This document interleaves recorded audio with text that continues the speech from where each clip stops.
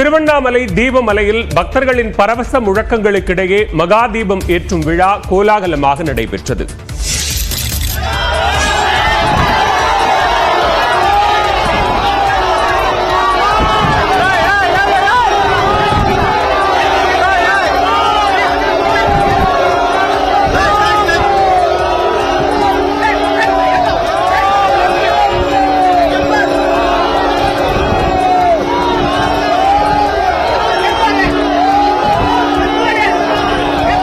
தீபத்தை ஒட்டி திருவண்ணாமலையில் மகாதீபம் ஏற்றப்பட்ட காட்சிகளே இவை. திருவண்ணாமலையின் சிறப்பு என்பது கார்த்திகை தீப திருவிழா. அத்தகைய விழாவை ஒட்டி திருவண்ணாமலையில் பல லட்சக்கணக்கான பக்தர்கள் குவிந்தனர். 2668 அடி உயரமுள்ள திருவண்ணாமலையின் உச்சியில் பர்வத ராஜகுல வம்சத்தினர் மாலை 6 மணிக்கு மகாதீபத்தை ஏற்றினர்.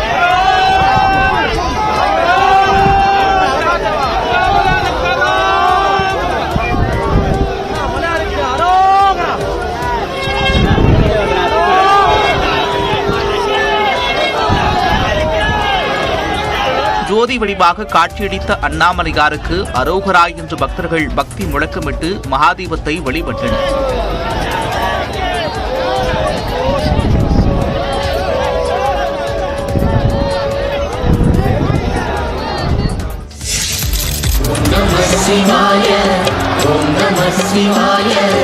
உலகையாளும் இனிய நாமம் ஓம் நம சிவாய.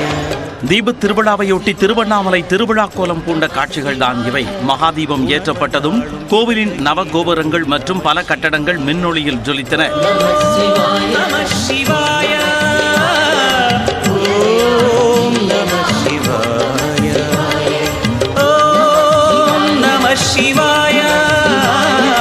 நகர் முழுவதும் வான வேடிக்கைகள் விண்ணை பிளந்தன.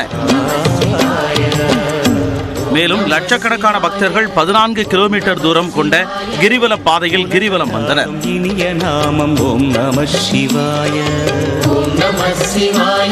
கோயில் மற்றும் வீடுகளிலும் அகல் விளக்குகள் ஏற்றி பக்தர்கள் வழிபட்டனர். இதய கீதம் ஓம் நம சிவாய.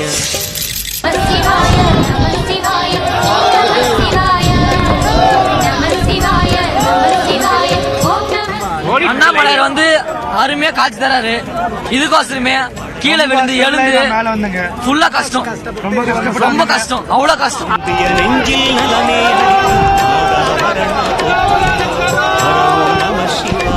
திருவண்ணாமலை மகா தீபத்தை பார்ப்பதற்கு எவ்வளவு துயரமுற்றாலும் பரவாயில்லை என்று பக்தர் கூறிய நிகழ்ச்சி சொற்களே இவை. கார்த்திகை தீபத்தை ஒட்டி திருவண்ணாமலை மலை உச்சியில் மகா தீபம் ஏற்றப்பட்டதை பார்த்து பக்தர்கள் பரவசம் அடைந்தனர்.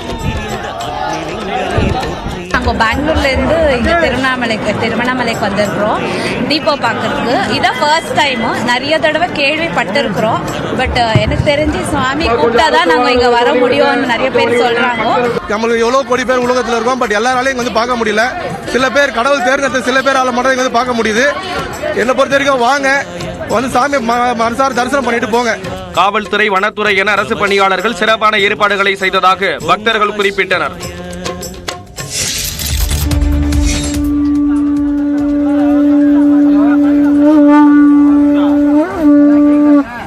திருவண்ணாமலை மகா தீபத்தை ஒட்டி பக்தர் ஒருவர் சங்குநாதம் இசைத்த காட்சிகளே இவை. திருவண்ணாமலையில் பக்தர்கள் கூட்டம் திரண்ட சூழலில் பக்தர் ஒருவர் சங்குநாதம் இசைத்து ஜோதியாய் நின்ற அண்ணாமலையாரை மனமுருகி வழிபட்டார். தொடர்ந்து நியூஸ் 18க்கு பேட்டியளித்த அவர் சிவனுக்கு பிடித்த இசை சங்குநாதம் என்றார். சிவனுக்கு ரொம்ப உதந்ததான சங்குநாதம் தான். அவருக்கு நீங்க என்ன வேண்டுதல் வச்சுட்டு நீங்க சங்குநாதம் மனசு குளிர்ந்து மனசோட நீங்க மனசார அவரை நினைச்சிட்டு தென்னாடுடைய சிவனையை போற்றி எந்நாட்டவருக்கு நிறைவா போற்றி ஏகம்பத்துறை எய்தாய் போற்றி பாகம் பெண்ணு ஆனாய் போற்றி அப்படின்னு சொல்லிட்டு மனசார நினைச்சு சங்கநாதம் ஊதுட்டீங்கன்னா அவரு கொஞ்சம் மனசு குளிர்ந்து நம்மளுக்கு என்ன வேணுமோ அதை செய்வார்.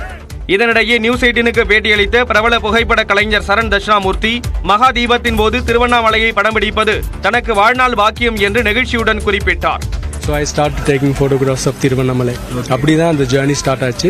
அதுக்கப்புறம் வந்து திருவண்ணாமலையுடைய எந்தெந்த இது வரைக்கும் பார்க்காத வியூஸ்லாம் நான் தான் வந்து போயிட்டு டிஸ்கவர் பண்ணியிருக்கேன். இன்னமும் வந்து எடுத்துக்கிட்டே தான் இருக்கேன். So for me is like Arunachala is vast. Tiruvannamalai வந்து ஒரு வாஸ்ட் பியூட்டி.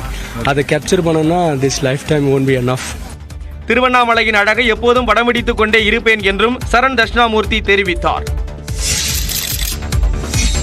திருவண்ணாமலை தீபத் திருவிழாவில் திரையுலகைச் சேர்ந்த பலரும் நேரில் வழிபட்டனர்.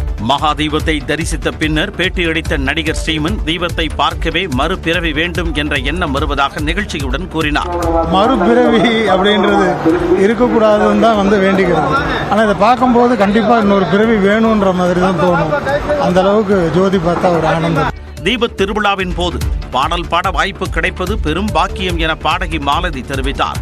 ஒரு பெரிய பாக்கியம் தான். ஏன்னா எத்தனையோ கோடி மக்கள் வந்து இங்க அண்ணாமலை அவரோட அருளை பெறறதுக்கு வரவங்க, நாங்க அவருக்காக பாடி அவரை சந்தோஷப்படுத்துற ஒரு பெரும் பாக்கியம் பெற்று பலமுறை திருவண்ணாமலை கோவிலுக்கு வந்த போதிலும் மகாதீபத்தின் போது பாடல் பாடுவது மகிழ்ச்சி அளிப்பதாக பாடகர் முகேஷ் கூறினார்.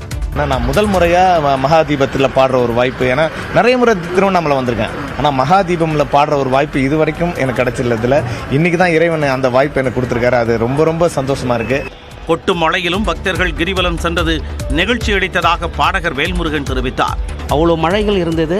அந்த மழையிலையும் எல்லாரும் ரெயின் கோட்டு போட்டு அந்த கிரிவலத்து பாதையில் அவ்வளோ கூட்டம் நடந்தது. அப்பயே நினச்சேன், பக்தர்களுக்கு எப்பயுமே எல்லா நேரத்திலையும் அண்ணாமலையாரை நினைச்சிட்டாங்கனாக்க கண்டிப்பாக வந்துருவாங்க. தீபத் திருவிழாவுக்கான ஏற்பாடுகள் சிறப்பாக செய்யப்பட்டதாக பிரபலங்கள் தெரிவித்தனர்.